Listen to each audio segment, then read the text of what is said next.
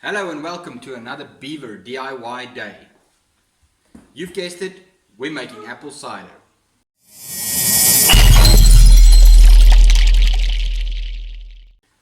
So with the lockdown in full effect in South Africa at the moment, we still can't buy any alcohol and I've resorted to trying making my own.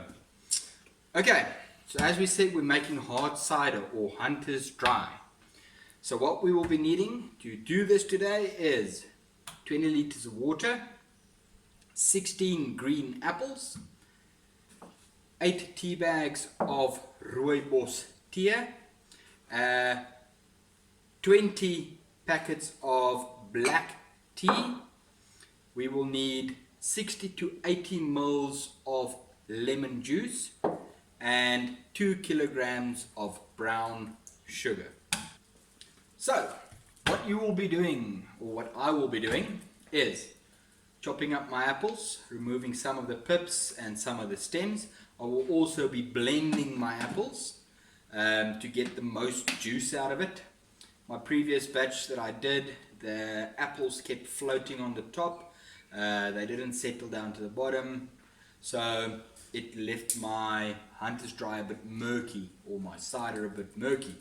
So in an attempt to get it nice and clear, I will be blending my apples up to get as much juice and pulp and all that into the mixture, and also incorporate a lot more apple flavor into the cider. So other steps are, I'm going to take my tea bags. I've got my pot of boiling water at the back there. I'm going to take my tea bags, I'm going to put them into the pot, and I'm going to get them to steep for about 20 minutes in the pot. So Rooibos, normal black tea.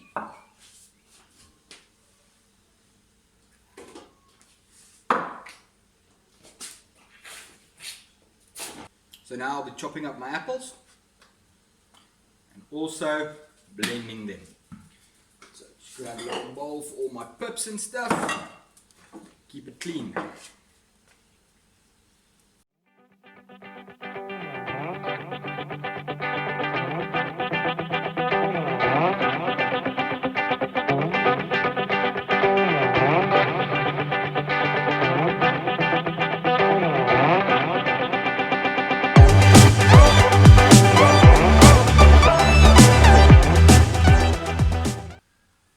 Okay, while chopping my apples, I remembered everything needs to be sanitized. Everything needs to be clean. Anything that is going to get into contact with your apples, your water, your utensils, anything that's going to get into contact with anything you're going to put into your fermentation jar needs to be sanitized. It is of critical importance. Even if you do all the other steps wrong, this one step is the most important. Make sure everything is sanitized. Whether you use Jik or bleach or whatever, or your no rinse sanitizers, it doesn't matter, or just normal dishwashing soap, it doesn't matter. Just make sure everything is clean and hygienic. You don't want any foul chemicals or anything bad to jump into your batch and ruin the flavor. You'll only notice it once you start drinking it, and that's at the end of the whole process, and then the whole batch is ruined. Ensure that you always sanitize and clean everything.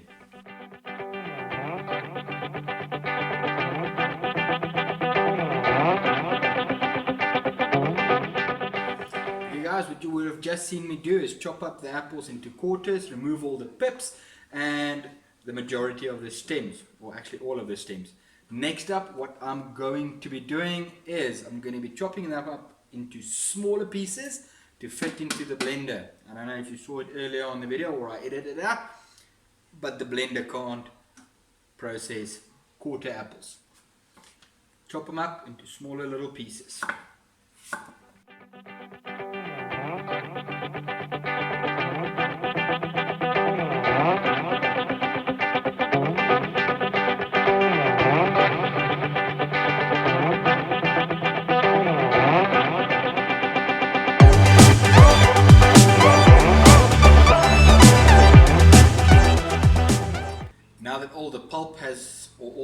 apples have been turned into pulp or blended into a nice apple juice. What I'm going to do is just transfer a little bit into this bowl, because as you can see, I underestimated the amount of apples that will be generated.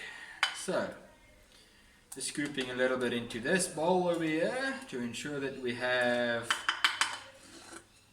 no spillage. And then we're going to put these in the fridge so they stay nice and cool and don't attract any wild yeast to it. So, apples have been blended. Now it's time to dissolve our sugar. So we have our pot of water with the tea bags currently boiling away. I'm going to turn off the heat of the tea bags. I'm going to take the sugar. I'm going to pour about half of the sugar into the 5 liters of water on the stove. That's nice and hot. And my other pre-boiled waters over here that have cooled down, I'm going to add half of the sugar into one, half of the sugar into the other one, and then leave the last bottle with no sugar in it in case my carboy or my fermentation container is too small to take everything. So step 1, add sugar to your tea bag water. Okay, so tips for dissolving sugar is don't add it all in at once. Make sure you add it in gradually while stirring constantly.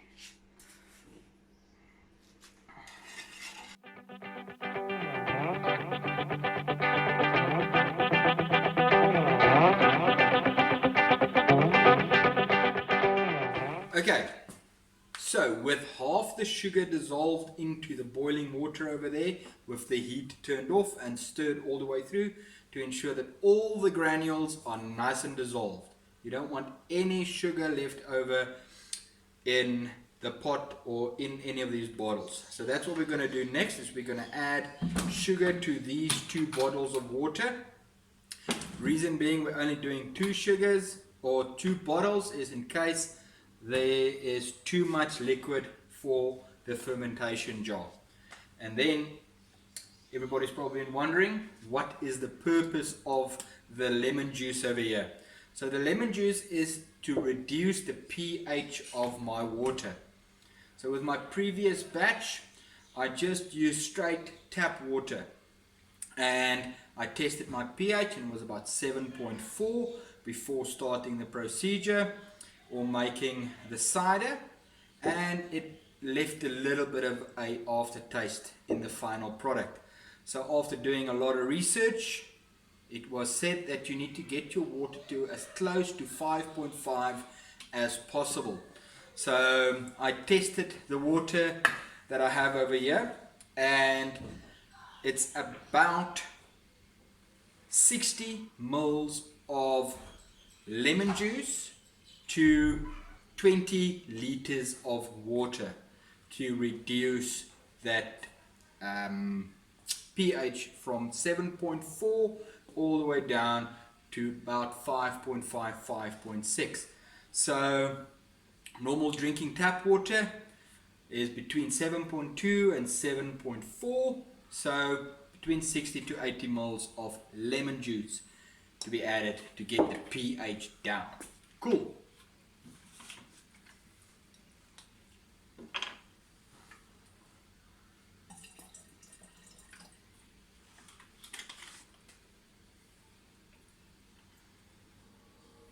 Now to start adding the sugar. As this is Beaver DIY, a DIY funnel.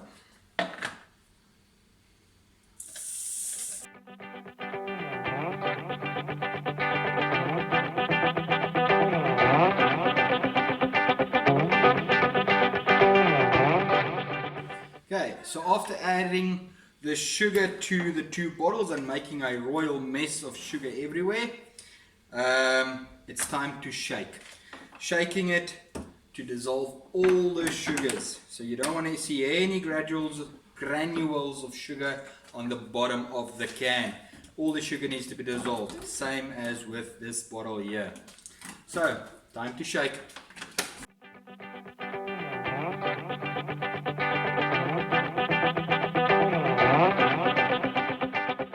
After a lot of shaking, the sugar has been dissolved in the water.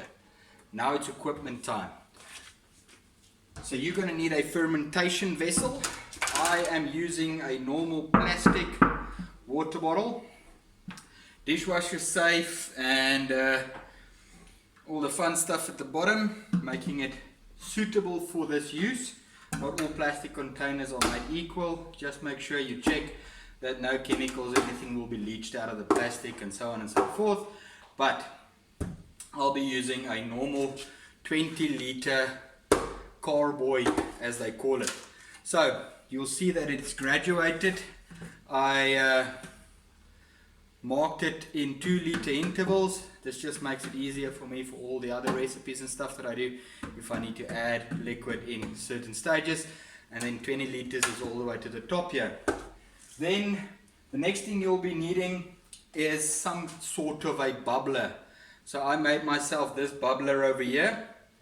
So this is a simple spice bottle and so forth. So if you want to see me make this, please put it down in the comments and I'll be sure to upload this video on how to make your own bubbler. Okay, and then I'm also keeping and using this part here that came with the bottle. So that will just go on there. Nice and airtight, and then the bubbler goes on the top. So the question that has been asked is, why do you need a bubbler? Well, two reasons. One, it allows any carbonation or any CO2 production from the yeast to be pushed all the way to the top and escape out, so it doesn't explode. The other thing that it does, it stops any unwanted bacteria or anything to enter into the process. Okay, cool. Now for the yeast. So I have 20 grams of yeast over here. I'm going to add it to a mason jar or a mayonnaise jar or whatever. Remember, sterilized, nice and clean, sanitized. Make sure that there's no other chemicals or anything in it. I'm going to add some of the sugar water that I've made previously to the yeast and a little bit to the bowl. Get all those lovely yeast granules released from the side of the bowl.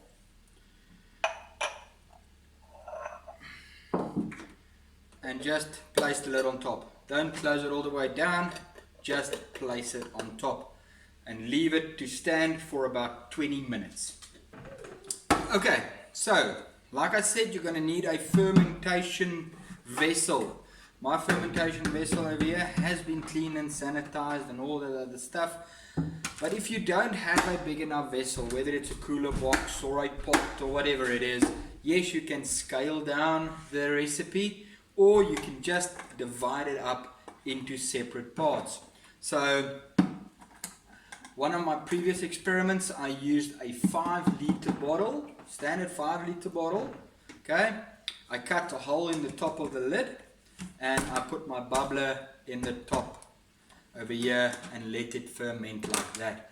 So you can make 20 litres, these are 5-litre bottles, and you can just divide the 20 litres up into 5-litre batches once you've done all the steps and added everything together. While my yeast is busy rehydrating over here, it's time to start assembling our mixture, concoction, whatever you want to call it. It's time to get everything into the carboy over here. So I'm going to start off with the water. Then I'm going to move into the apple juice. So I'm going to first put in 1 bottle of water. Once I've put in 1 bottle of water, I'm going to put in all that apple puree juice, whatever you want to call it, into here. And then I'm going to add the second bottle of water. I'm going to give it a bit of a shake and aerate everything nicely. Once that is done, I'm going to start adding my hot liquid into the vessel.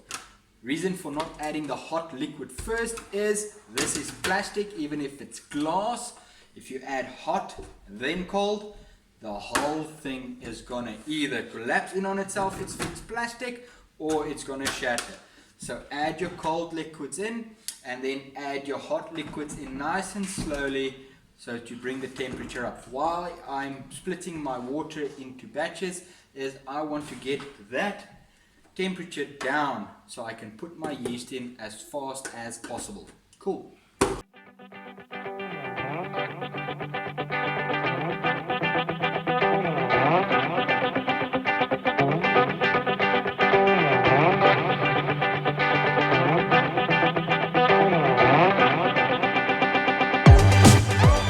So, apple puree and first bottle of water has gone into this fermentation chamber or carboy or water bottle or whatever you want to call it. Everything's on the inside here. We're currently sitting at about 8 liters of liquid. So it was a 5-liter jug of water and 16 apples. So that brought us to roughly about 8 liters of liquid. Okay, now next up what I need to do is transfer the hot liquid into the vessel over here. Okay guys, keep in mind, hot liquids are very dangerous. So make sure if you're doing this, don't burn yourself. So give it one last stir and then start transferring your liquid into the jar.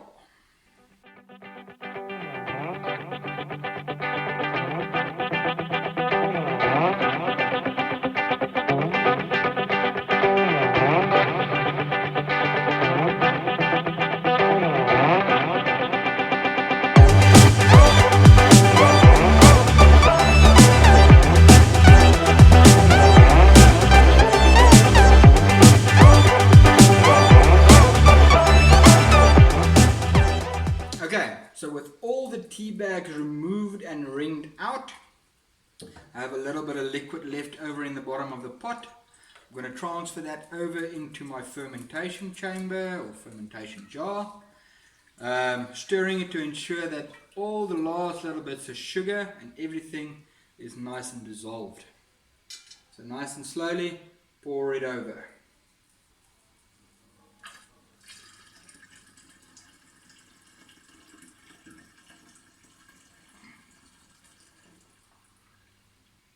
Okay, so all the liquids have now been transferred into the fermentation chamber. We're currently standing at about 14 liters of water.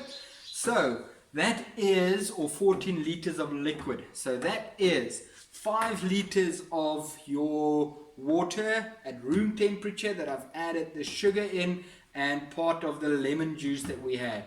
The other 5 liters came from your pot with your tea bags in it that has been strained and added into the fermenter. Then we also have that apples. So the apples have added to the liquid. So it's 10 liters of water roughly with 4 liters of apple juice or pulp. Remember, we did add some water into the pulp as we were mixing it, but yeah, remember to leave that space. So we're going to end up topping this up to roughly about 18 liters in total.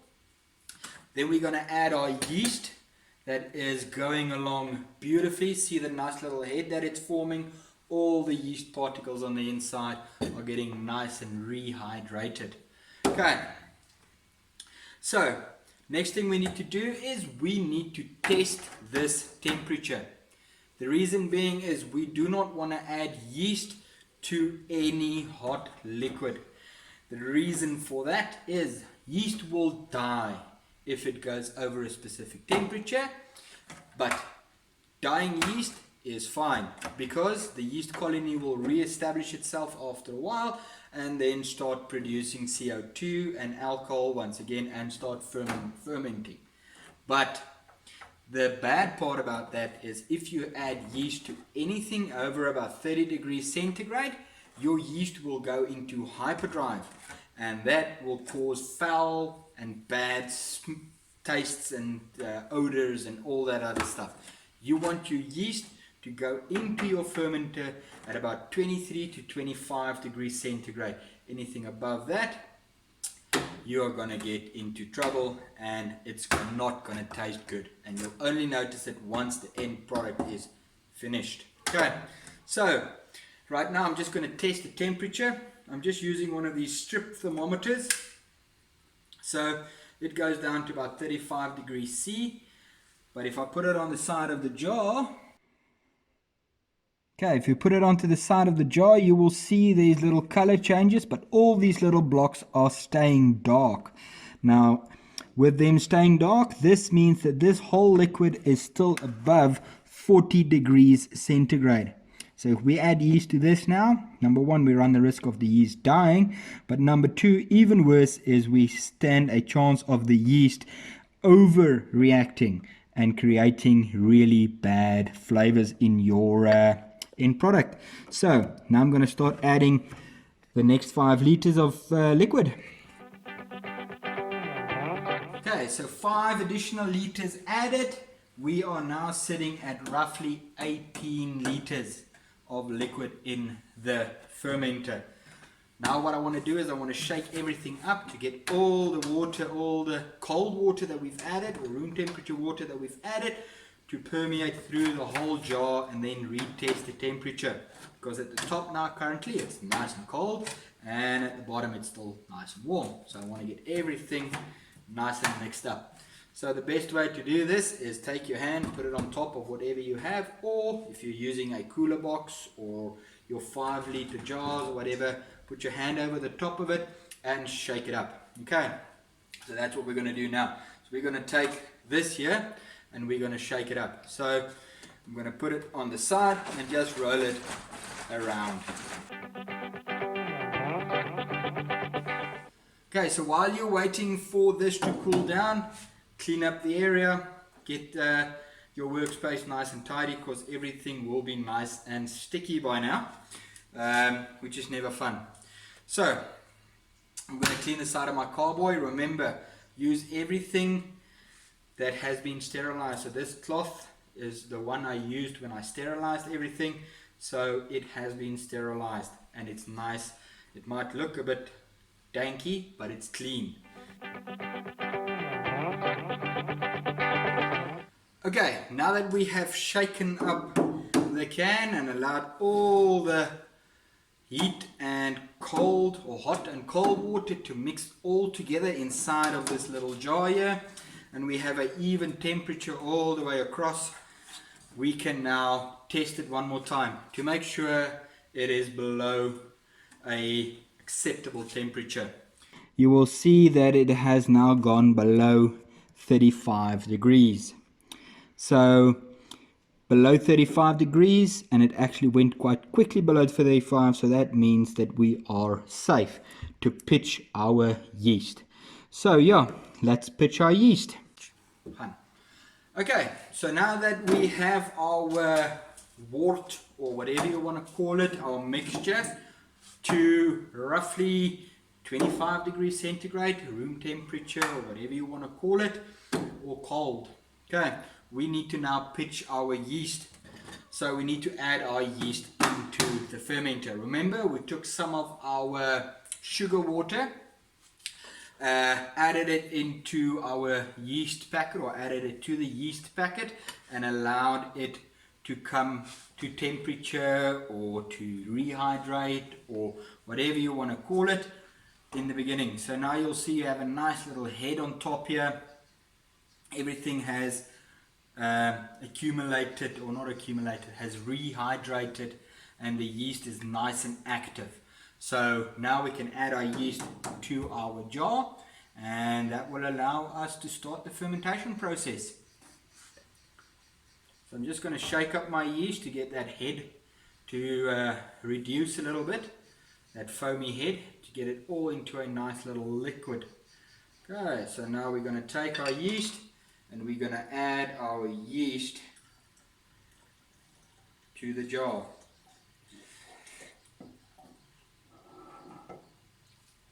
You'll have a little bit of scrapings at the back. Remember to take your water and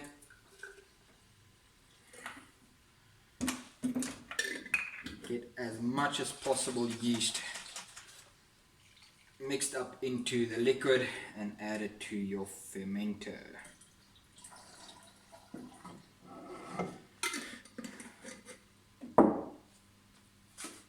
Okay, now that our yeast have been added to our mixture, we're just above 18 litres. All I'm going to do is I'm going to top it up until about the brim, just below 20 litres, and then leave it to start fermenting. But before I top it up all the way, I'm just going to give it one last shake.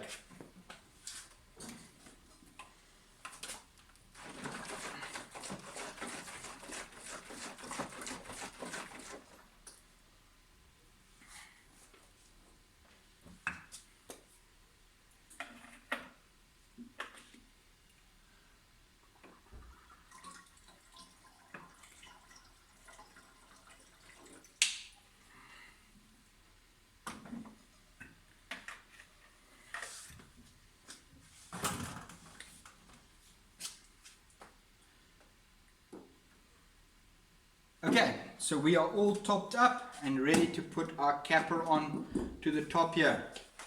So what I'm going to do is I'm going to add the little blue cap to the top. Then I made myself a lovely bubbler. Remember, if you want to see how this bubbler is made, remember to put a comment down in the comment section, like this video or whatever, and I'll upload a video on how I made my little bubbler. So I'm going to add nice and clean water to the bubbler. You don't want to add normal tap water or anything like that. Just a little bit of water. So what's going to happen now is as the yeast starts fermenting, it's going to allow air to escape into this little jar, or CO2 to escape into this little jar. That is going to push up, allow the CO2 to come out and drop down again. So all the CO2 from the fermentation will go into this little jar, but nothing will be able to come back. So all the CO2 will escape, nothing will go back in. So no nasty germs or chemicals or bacteria or anything will end up in your final product and lead to a bad product.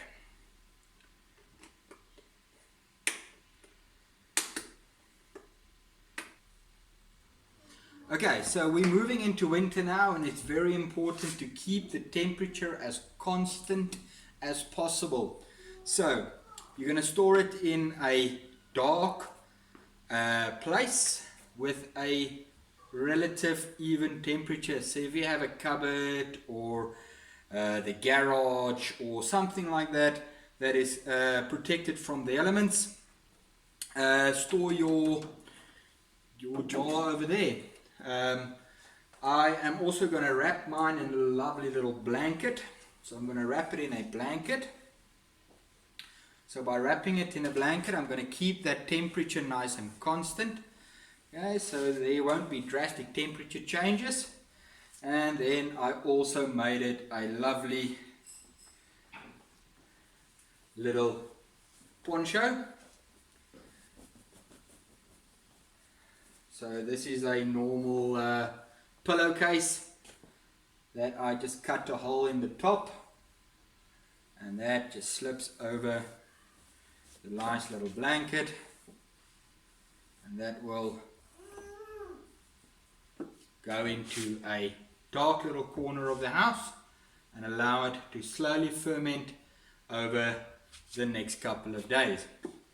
Okay, so now that our beer is finished, or cider, all nice and tucked away and going into a dark corner of the house to sit for the next couple of days to allow the fermentation process to run. Remember to like, comment and subscribe to the video or to my channel. Also follow me on Instagram, it's down in the description. This will allow you to follow along on the progress of the fermentation of the beer, as well as how everything is progressing. I will be uploading a beer once I am taking the beer and putting it into bottles and priming it to move on to getting it ready to drink. So yeah, follow along, check me out on Instagram, and remember, like, comment and subscribe.